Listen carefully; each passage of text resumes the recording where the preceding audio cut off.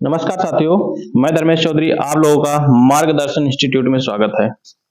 साथियों, हम हिंदी में प्रैक्टिस कर रहे थे और कल एक क्लास इसकी हुई थी। आज इसकी दूसरी क्लास है। आज हम कुछ और प्रश्न लेंगे और प्रैक्टिस की शुरुआत करेंगे। ठीक है, चलिए। पहला प्रश्न कहता है कि भाषा की मूल इकाई क्या है। भाषा की मूल इकाई, पहला प्रश्न है आपका, भाषा की, गुड मॉर्निंग, भाषा की मूल इकाई। भाषा की मूल इकाई बताना है आपको। भाषा की मूल इकाई क्या है? ठीक है, भाषा की मूल इकाई क्या है? जैसे पहला ऑप्शन है आपका अक्षर, ये प्रश्न पूछे गए हैं। ठीक है, ध्वनि होती है। तीसरा होता है आपका संकेत होता है और चौथा ऑप्शन आपका है वर्णमाला। ये प्रश्न पूछे जा चुके हैं, कहीं ना कहीं किसी न किसी एग्जाम में पूछे जा चुके हैं। तो भाषा की मूल इकाई क्या होती है? किसे कहते हैं भाषा की मूल इकाई को? भाषा की मूल इकाई होती है ध्वनि, है ना। भाषा की जो मूल इकाई होती है वो होती है ध्वनि। ध्वनि है जो भाषा की मूल इकाई होती है। ठीक है, या अगर ध्वनि न दे रखे हो और वर्ण दे रखे हो तब भी सही हो जाएगा, है ना। कभी कभी ध्वनि न देके उसको वर्ण लिख देते हैं, है ना। तो ध्वनि कहें या वर्ण कहें, भाषा की मूल इकाई। और यह भाषा की सबसे छोटी इकाई भी है। ध्वनि और वर्ण भाषा की सबसे छोटी इकाई भी है। ठीक है, चाहे अगर पूछ ले आपसे भाषा की सबसे छोटी इकाई कौन सी है, तो ध्वनि या वर्ण, और अगर पूछ ले भाषा की मूल इकाई क्या है, तो ध्वनि या वर्ण। ठीक है, दो तरीके से पूछ सकता है, छोटी इकाई करके पूछ सकता है या मूल इकाई करके पूछ सकता है। ठीक है, और शब्द की सबसे छोटी इकाई क्या कहलाती है? शब्द की सबसे छोटी इकाई क्या कहलाती है? ऑप्शन यही है, अक्षर। देखो, अभी बताए हैं कि भाषा की मूल इकाई क्या है, ध्वनि। ठीक है, फिर उसके बाद पूछे भाषा की सबसे छोटी इकाई क्या है, तो क्या हुई, ध्वनि या वर्ण हुई। अब आपसे पूछ रहे हैं सबसे छोटी इकाई क्या है शब्द की।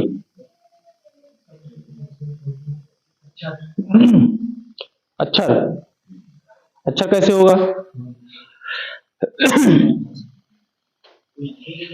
सबसे छोटी इकाई चाहे भाषा की पूछे चाहे शब्द की, दोनों अलग होंगे क्या? एक ही तो होगा। चाहे शब्द की कहे चाहे भाषा की, बात एक ही है, तो उसका भी वर्ण ही हो जाएगा। ठीक है, जब भी कहेगा शब्द की सबसे छोटी इकाई या भाषा की, तो वर्ण हो जाएगी। ठीक है, केवल वो प्रश्न बनाना चाहता है घुमा के। ठीक है, कभी कभी पेपर में घुमा के ऐसे ही बना देता है पेपर। तो अगर शब्द की सबसे छोटी इकाई कहे तो वर्ण ही होगी, और भाषा की सबसे छोटी इकाई कहे तब भी वर्ण या ध्वनि होगी। ठीक है, तीन तरीके से प्रश्न बनता है यहाँ पे। ठीक है, अगला बताइए, वर्णों के कितने भेद होते हैं? वर्णों के कितने भेद होते हैं? वर्णों के कितने भेद होते हैं बताना है आपको। 10 है, 7 है, 8 है, 10 हो गया, 7 हो गया, 8 हो गया, या 2 हो गया। वर्णों के कितने भेद होते हैं? कितने होते हैं?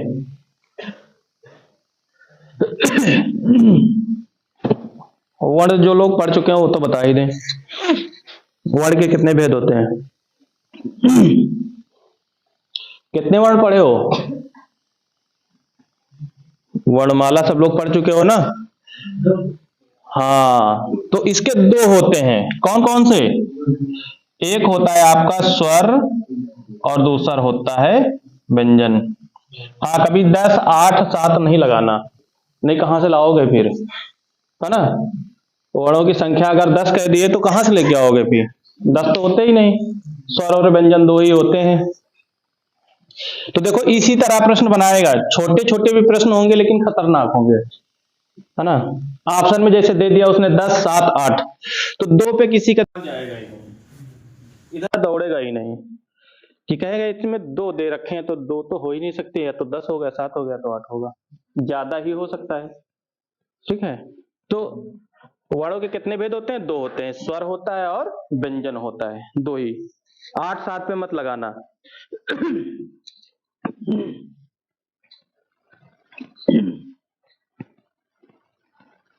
चलिए अगला बताइए। सा का उच्चारण स्थान बताना है हमें। चा का उच्चारण स्थान बताना है हमको। एक है आपका कंठ, एक होता है तालु, और एक ऑप्शन है आपका दंत और मूर्धा। दंत और मूर्धा। वर्णमाला जो नहीं पढ़े हैं उनको दिक्कत होगी, वर्णमाला अभी हम पढ़ाएंगे, एक बार फिर से पढ़ा देंगे, ठीक है? तो कंफर्म हो जाएगा, है ना? सा, सा का उच्चारण स्थान क्या है? क्या होगा? सा। हाँ, जब हम सा बोलते हैं तो तालु का इस्तेमाल होता है ना? एक बार अगर एक बार में ना समझ में आए तो सा करते रहो, पेपर में अगर मिल जाए, ऐसे तेज से मत बोलना वहां पे, बस ऐसे बोलो कि हमको पता चल जाए। जब सा बोलोगे तो क्या होगा? तालु स्पर्श होगा। जब भी हम सा बोलते हैं, जैसे सा बोलो अभी, तो तालु में स्पर्श होगा, ये है ना? जीभ कहां जाएगी तुम्हारी? तालु के पास जाएगी, है ना? जैसे ही सा बोलेंगे तो तालु स्पर्श होगा। तालु किसे कहते हैं? तालु पता है ना? हाँ, ऊपर वाली छत, इसको छत बोलते हैं। हाँ, ऊपर वाली छत, जब भी किताब में लिखा होगा उसमें छत लिखा होगा, ठीक है? घर वाली छत नहीं, मुंह के अंदर की भी छत होती है, ठीक है? चलिए अगला बताएं। वर्णों के समुदाय को कहते हैं, वर्णों के समुदाय को कहते हैं, क्या कहते हैं? वर्णमाला कहते हैं, वर्णमाला कहते हैं, अक्षर कहते हैं, या फिर सर्वनाम या क्रिया कहते हैं। सर्वनाम या क्रिया कहते हैं। वर्णों के समुदाय को क्या कहते हैं बताना है। वर्णमाला। चलिए एक दो लोग बताएं अभी, इसका मतलब अभी और भी ऑप्शन सही हो सकते हैं। वर्णों के समुदाय को क्या कहते हैं? सबका वही है, और ये सर्वनाम क्रिया ऑप्शन में दे रखे बेकार ही है, हा? क्या करने आए हैं फिर? ये 3 ऑप्शन और बचे हैं। हाँ ठीक है, देखो वर्णों के समुदाय को, सीधी सी बात है, जब भी कहा जाए वर्णों के समुदाय को तो वर्णमाला ही कहते हैं, है ना? जो सारे वर्ण होते हैं अगर उनको एक करके रख दिया जाए इधर पे तो क्या कहेंगे? उनको वर्णमाला कहेंगे। तो वर्णों के समुदाय को हम कहते हैं वर्णमाला। एकदम सिंपल सी बात है ना?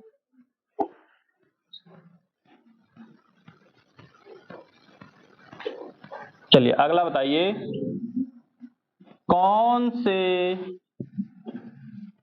शब्द में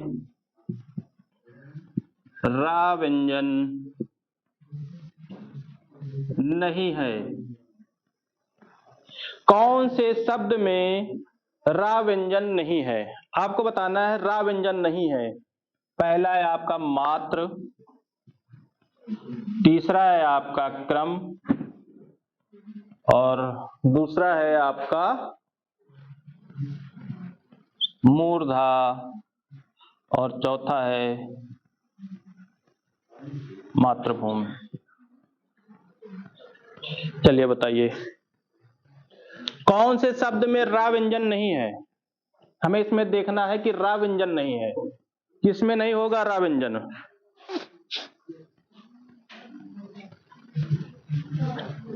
देखो साफ साफ दिख रहा है, अगर इतना आसान है ये, बस केवल इसको ऑप्शन को पढ़ना है। दूसरा नहीं, दूसरे में तो है, साफ साफ दिख रहा है, पहले में भी है रा व्यंजन। देखो रा व्यंजन बताना है हमको। हाँ चौथे में नहीं है। देखो देखो मात्र, इसमें भी रा निकल रहा है, रा व्यंजन निकल रहा है ना, जब इसको बार बार पढ़ोगे। और मूर्धा में तो निकल ही रहा है, रा दिख रहा है। और क्रम, इसमें भी रा व्यंजन दिख रहा है, लेकिन मातृभूमि को पढ़ो, क्या इसमें कहीं निकल रहा है? साफ साफ मातृभूमि पढ़ा जा रहा है ना। रा व्यंजन जहां पे बोलने पर रा हमको निकल के आए, रा व्यंजन नहीं है पूछ रहा है। और जब भी पेपर में करना, जब भी पेपर में आए तो यहां पे अंडरलाइन कर लेना। सबसे बड़ी गलती यही होती है पेपर में, सभी बच्चे यही गलती करते हैं। नहीं है, नहीं कभी पढ़ते ही नहीं, और पढ़ते क्या है, व्यंजन है, नहीं को छोड़ देते हैं।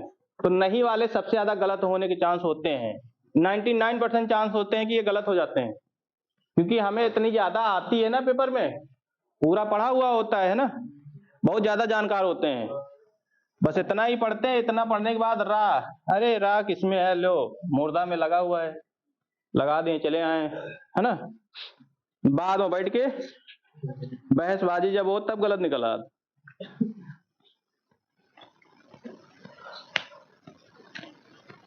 चलिए बताइए,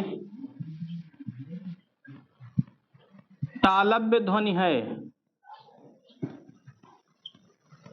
तालव्य ध्वनि है,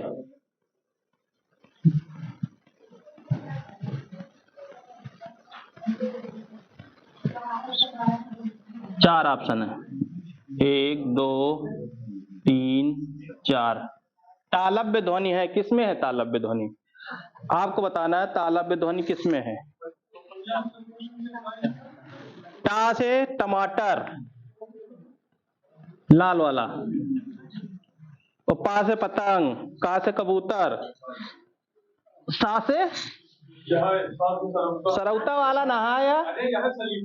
हाँ तो दोनों में अंतर है, पेपर में पूछ लिया बताओ सरौता वाला, तो तुम कहाँ बता पाई हो। हाँ जरूरी थोड़े पढ़ाई में सब एक तरह है तो एक का मतलब सरौता होगा। कौन सा सही हो जाएगा? टा। देखो टा अगर बोलो तो क्या होता है, ऊपरी छत से हमारी तालू टकराती है ना, टा बोलते हैं तो। और पा ये ओंठ से हो जाता है ना, जब यहाँ कहते हैं पा तो दोनों ओंठ क्या होते हैं, जुड़ते हैं। और का ये कंठ से आ जाएगा आपका, है ना। तो बचा कौन सा फिर? सा बचा है, सा, तालव्य, है ना। जब नीचे वाले पे जोर देते हैं हम, सा, तो तालव्य ध्वनि है। और अगर नहीं लिख देते तो, यहां पे नहीं लिख देते तो तालव्य ध्वनि नहीं है, सा छोड़ के सब, बिल्कुल सही। चलिए अगला प्रश्न देखते हैं।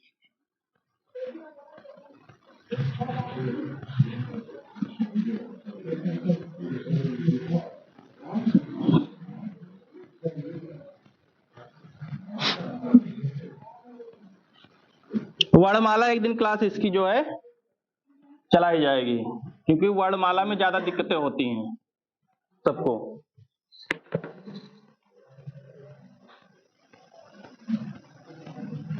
कौन सा वर्ण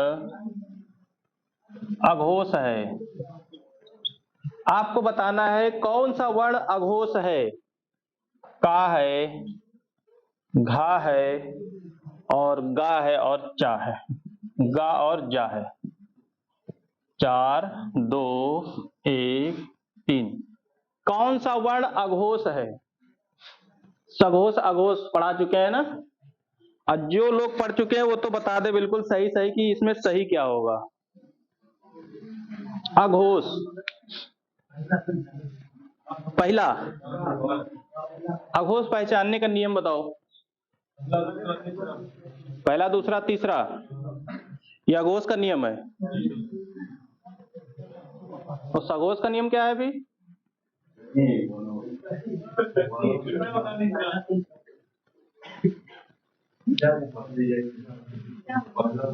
जा हो जाएगा। चलो एक और ऑप्शन बन गया जा। और अभी इसमें सही हो सकता है, देखो निकालो भाई, इसमें और भी सही हो सकता है।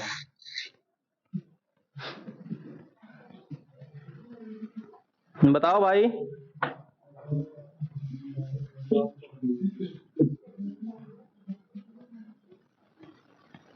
पहला और चौथा, तीसरा भी तो हो सकता है। पहला होगा, लेकिन लड़के नहीं मानने वाले ना, वो कह रहे हैं चौथा होगा। पहला होगा। देखो अघोष सघोष जब पढ़ाया गया तो बताया गया था जो शुरू के दो होंगे वो क्या होंगे, बताया गया था अघोष। ठीक है, तो का जो है ये सबसे पहले ही वर्ण में आता है, सबसे पहले आता है, अघोष हो जाएगा। ठीक है, बाकी बचे हुए तीन क्या हैं, सघोष। ठीक है, अगर खा होता ऑप्शन में तो वो भी अघोष हो जाता। अघोष बताया गया है, शुरू के दो जैसे का है, खा है, गा है, घा है और डा है। ठीक, तो ये दोनों हो जाते हैं आपके अघोष हो जाते हैं, और बचे तीन सघोष हो जाते हैं, बताया गया ना। और अल्प प्राण महाप्राण बताया गया है। ठीक है, उसकी पहचान कैसे करते हैं, हाथ से। ठीक है, 5 उंगलियां। अल्प प्राण महाप्राण अगर पेपर में पूछ ले तो कैसे पता करेंगे, हाँ अपने हाथों से। ठीक है, सबसे पहले अल्प प्राण, फिर महाप्राण, फिर अल्प प्राण, फिर महाप्राण, फिर अल्प प्राण। देखो अब 5 उंगलियां हैं। ठीक है, का वाला इधर आ गया, अल्प प्राण महाप्राण, फिर अल्प प्राण महाप्राण, फिर अल्प प्राण। किसी भी वर्ग का पूछे हम बता दे देंगे ना। तो हाथ लेके जाना है पेपर में। ठीक है, हाँ हाथ लेके जाना। अगर वहां पे अल्प प्राण और महाप्राण पूछ ले तो बिल्कुल आसान है। हाँ ये गलती मत करना कि महाप्राण से शुरू करना, शुरू करना तो अल्प प्राण से शुरू करना। ठीक है, उससे पता चल जाएगा। तो इसमें कौन सा हो जाएगा, का वाला हो जाएगा। अब ये भी पहचान में आ जाएगा ना, अघोष और सघोष। अघोष मतलब आ यानी आगे के, सघोष यानी बचे हुए दो के बाद। चलिए अगला बताइए।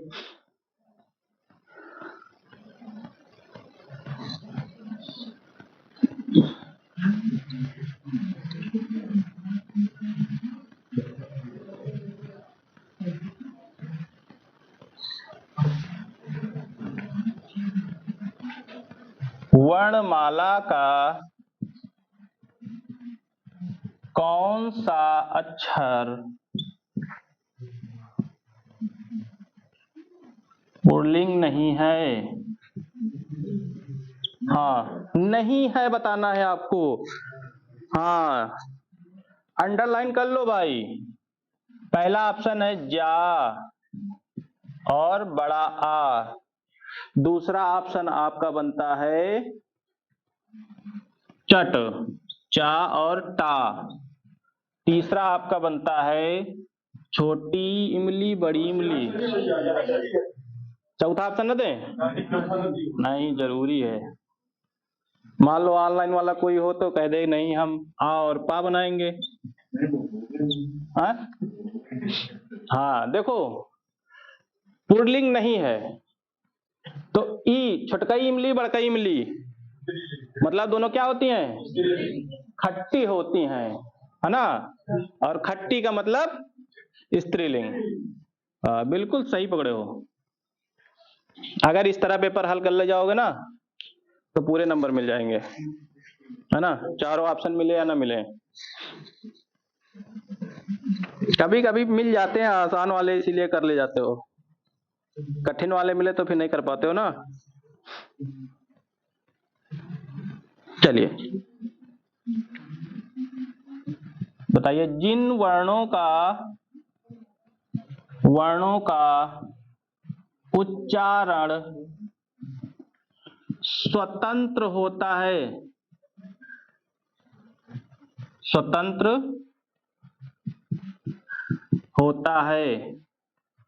उन्हें कहते हैं, क्या कहते हैं? जिन वर्णों का उच्चारण स्वतंत्र होता है उन्हें क्या कहते हैं? पहला स्वर, बस यही है, आगे ना लिखें, बिल्कुल गलत है फिर। बोली, तीसरा व्याकरण, हर बार थोड़े पकड़ ले जाओगे। चौथा व्यंजन, चौथा व्यंजन देख लो, चौथा भी आ गया ऑप्शन, है ना। जिन वर्णों का उच्चारण स्वतंत्र होता है उन्हें क्या कहते हैं? स्वर कहते हैं, देख लो। और व्यंजन नहीं कहते हैं, एक बार देख लो भाई, हमें तो व्यंजन लग रहा है ना, हम कहीं पढ़े हैं व्यंजन होता है? स्वर पढ़े हो तो हम ही पढ़ाए होंगे फिर, है ना। जिन वर्णों का उच्चारण स्वतंत्र होता है ना, उसमें किसी प्रकार की कोई रोक टोक नहीं होती है, उन्हें हम कहते हैं स्वर कहते हैं। स्वर सही हो गया, यानी बहुत सरल है, कठिन लाना पड़ेगा, है ना, थोड़ा कठिन लेके आते हैं।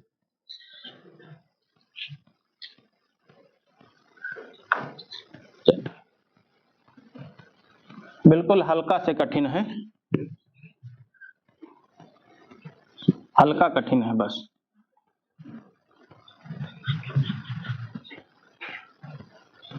वर्णमाला की एक दिन क्लास हो जाए ना, पूरी क्लास,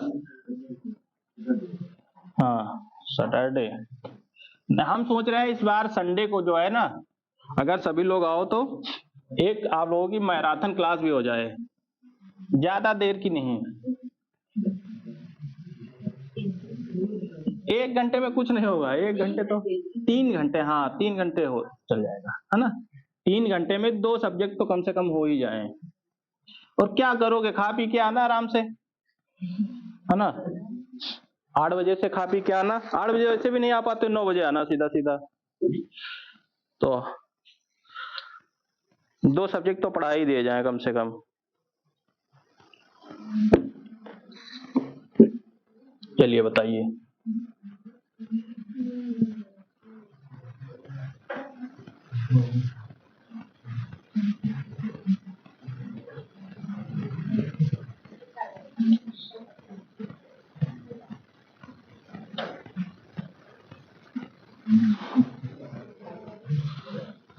चा वर्ण नहीं है, वर्ग है, ठीक, हाँ। चा वर्ग ध्वनियां किस वर्ग में आती हैं?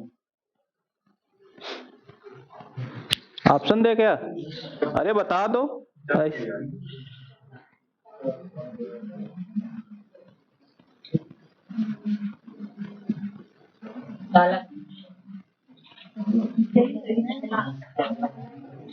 पहला ही सही है। अरे ऑप्शन तो लिख दिया करो, ऑप्शन लिख दिए तो मान लो को विचार हुआ दंत अंत में जाएगा तो, है ना। और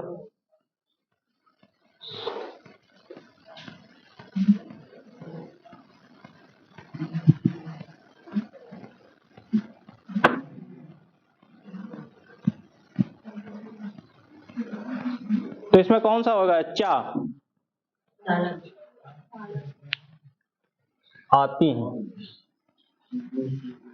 चा वर्ग ध्वनियां किस वर्ग में आती हैं? चा, देखो कंठ वाली तो चा में आती नहीं, है ना, और जो दांत से बोली जाती है वो भी नहीं आती, और चा वर्ग आती है तो तालव्य से आती है ना। चा जब बोलते हैं तो कहां से? तालु से निकलती हैं चा। अच्छा, आ किसकी है, किस से निकलती हैं? आ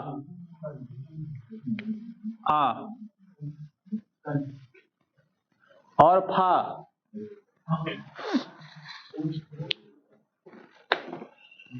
चलिए अच्छा बताइए अगला। अच्छा, रा कौन सी है? हाँ हाँ सही है, बोलो बोलो, निकल रहा है, बोलो। दंत से कहाँ निकलेगा ये? हाँ, लुंठित है।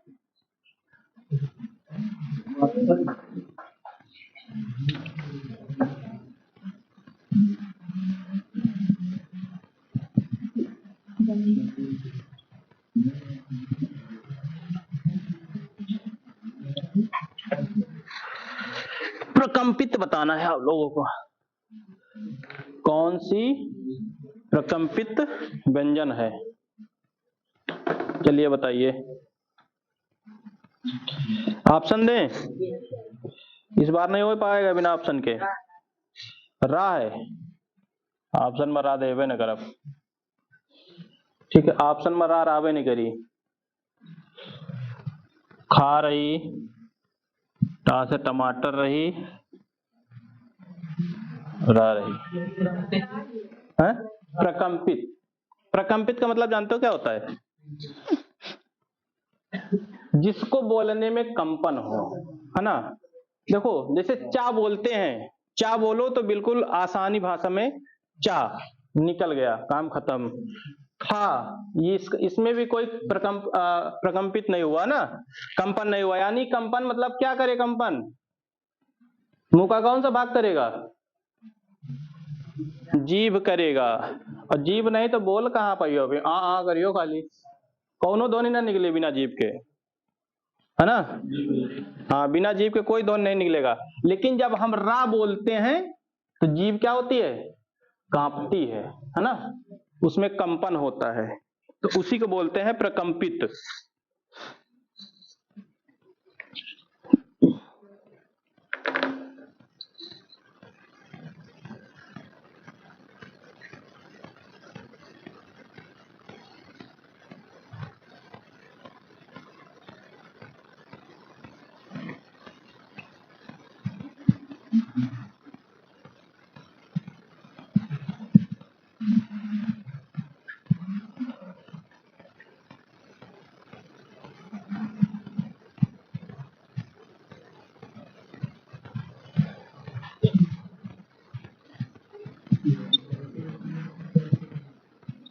चलिए इससे बताइए कौन से व्यंजन हो सकते हैं।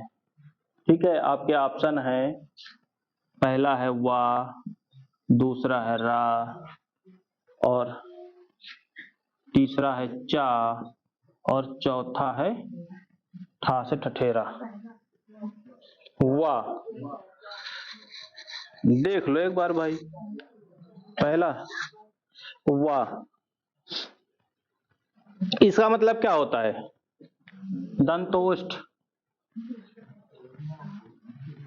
जो जिसमें दांत और ओंठ का इस्तेमाल हो, है ना, उसको बोलते हैं।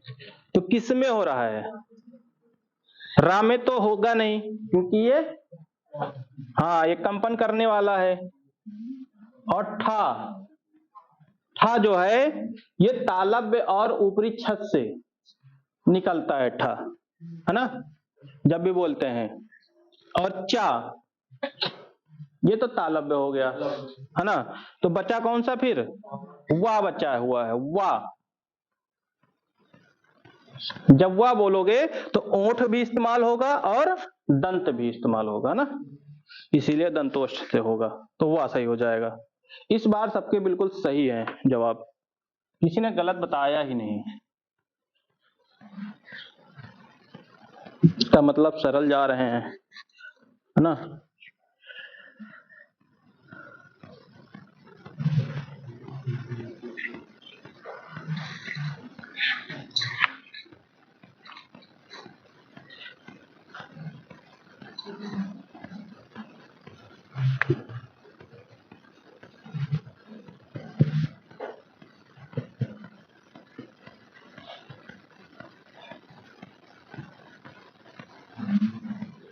चलिए, क्षण प्रभा का पर्यायवाची है।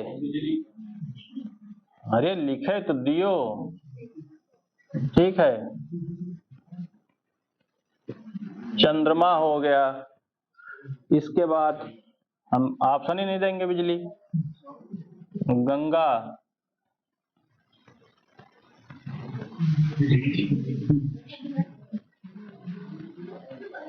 बिजूरा लिख दिया।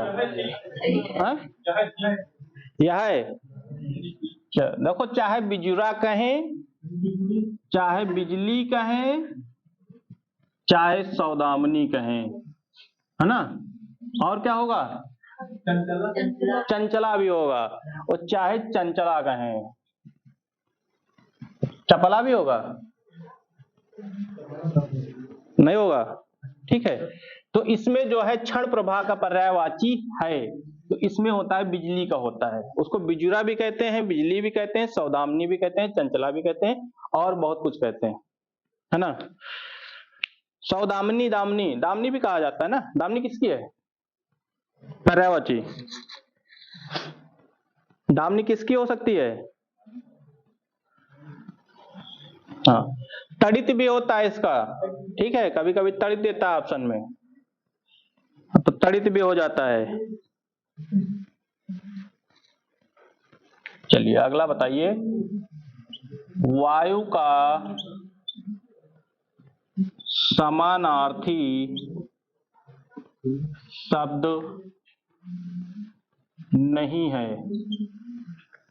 नहीं है बताना है, पूरी आंख खोल के देखो भाई इस बार।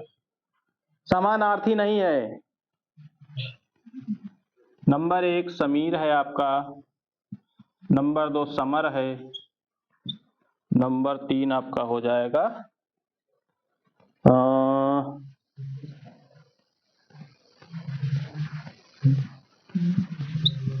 अनिल हो जाएगा, नंबर 4 हो जाएगा मारुत।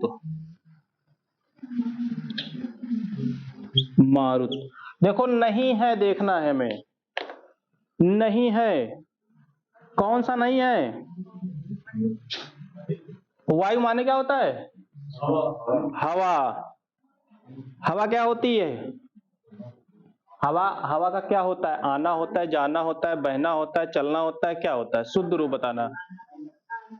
हवा का आना होता है, ठीक है। हाँ, हो सकता है काफी लोगों को ना पता हो। अभी गर्मी के सीजन आएगा तो क्या कहोगे, हवा चलने लगी। कभी देखे हो चलते हुए, है ना।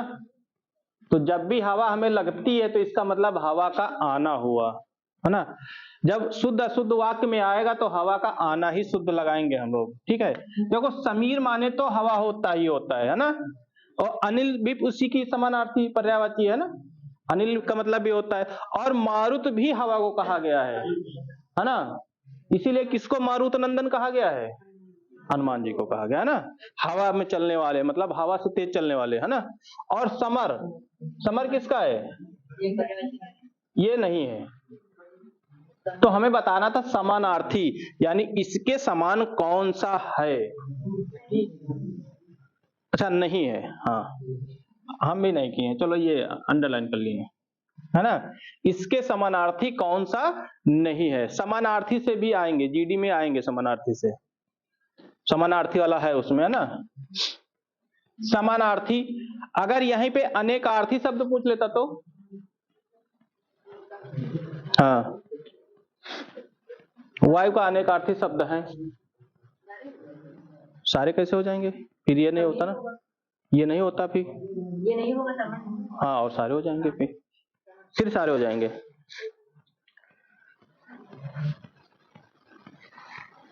चलिए एक और आसान सा है, इस बार आपको बताना है चंद्रमा का समानार्थी। समानार्थी है, बताना है इस बार। चंद्रमा का समानार्थी है, एक है आपका अंशु, तीसरा है आपका रश्मि, और आप दिनेश और इंदु। दिनेश और चौथा है आपका इंदु। चलिए बताइए, चंद्रमा का समानार्थी है बताना है, कौन सा हो जाएगा? चंद्रमा का समानार्थी है नहीं, बताना नहीं है। और नाम वाले बताए हैं, नाम वाले किसके होते हैं? पर्यायवाची जब पढ़ाए तो बताए थे, जो नाम वाले अगर आए किसके होते हैं?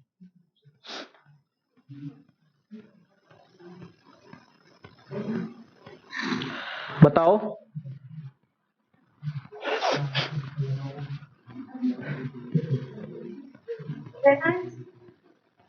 अंश, अंशु लिखा होगा, अंशु लिखा है, अंशु नहीं है। अंशु तो उसके हैं, किरण के हैं, अंशु किरण का है। रश्मि भी किरण का है, अंशु रश्मि दोनों किरण के हैं, ये दोनों किरण के पर्यायवाची हैं। बचे दो। अरे चंद्रमा का पर्यायवाची इंदु होता ही होता है। पर्यायवाची नहीं पढ़े हो क्या? समानार्थी शब्द जो होता है इंदु होता है, ठीक है।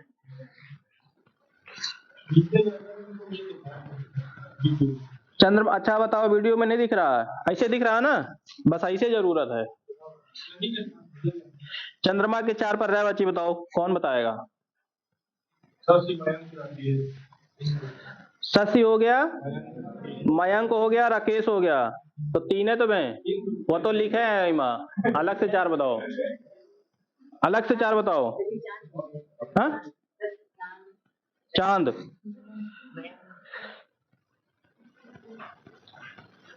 देखो, चंद्रमा की पर्यायवाची में ज्यादातर नाम का इस्तेमाल किया जाता है ना, ज्यादातर नाम का इस्तेमाल किया जाता है। जैसे तुम्हारे सुधांशु हो गए है ना, द्विजराज हैं, मयंक हैं, है ना, राकेश हैं, इस तरह के जितने नाम होते हैं उनका इस्तेमाल किया जाता है ज्यादातर चंद्रमा में। चलो भाई, 1-2 प्रश्न और ले लेते हैं, इसके बाद सेवाएं समाप्त हो जाएंगे।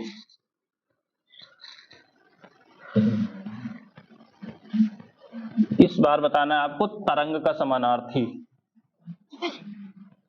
अभी से बता दो तो ना लिखना पड़े।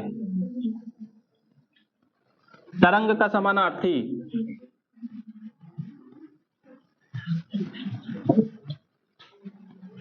बताइए भाई, तरंग का समानार्थी।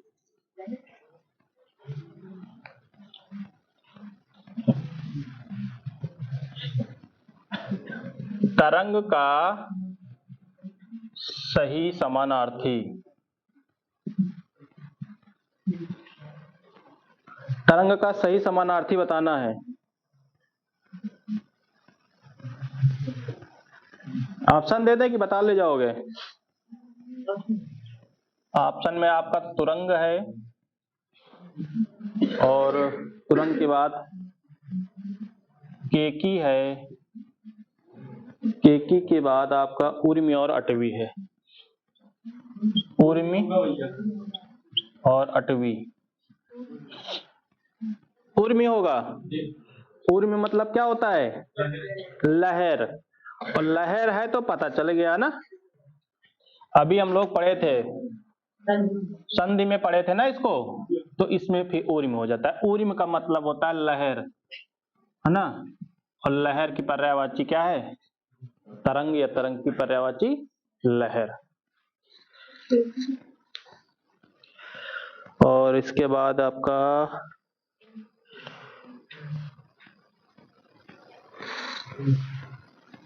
चलिए अगला बताइए, रक्त का समानार्थी अर्थ प्रकट नहीं करता। रक्त का समानार्थी अर्थ प्रकट नहीं करता, कौन नहीं करता? ऑप्शन दे क्या इसमें? पहला आपका रिपु हो जाएगा, रिपु हो गया, दूसरा हो गया लहू, है ना,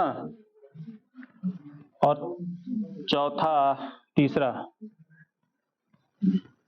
रुधिर हो गया, और चौथा हो गया आपका शोणित। शोणित। पहला। रिप किसका है फिर? रिप किसका है?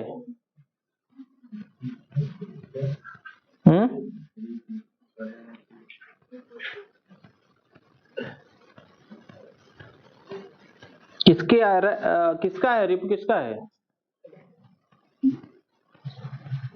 रिपु तुम लोग जिससे ना पढ़ती हो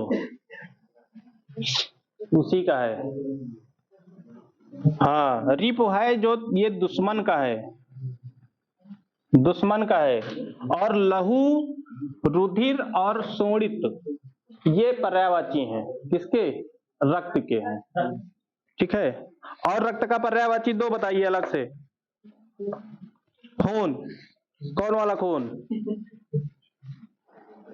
लाल कि नीला? अच्छा, नीला खून किसके होता है? किस जानवर के? छिपकली के? चलो ठीक, बताओ भाई जल्दी से, फिर बंद कर किया जाए ना इसको। आज तो काफी प्रश्न हो गए हैं ना, आज के काफी प्रश्न हो गए हैं।